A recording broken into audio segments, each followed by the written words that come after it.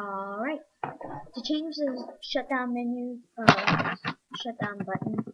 just type in power option in the search menu, power option, enter, and then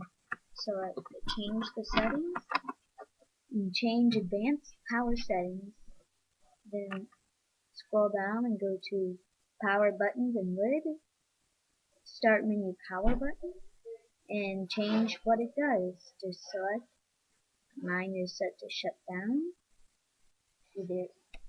and hit apply, and that is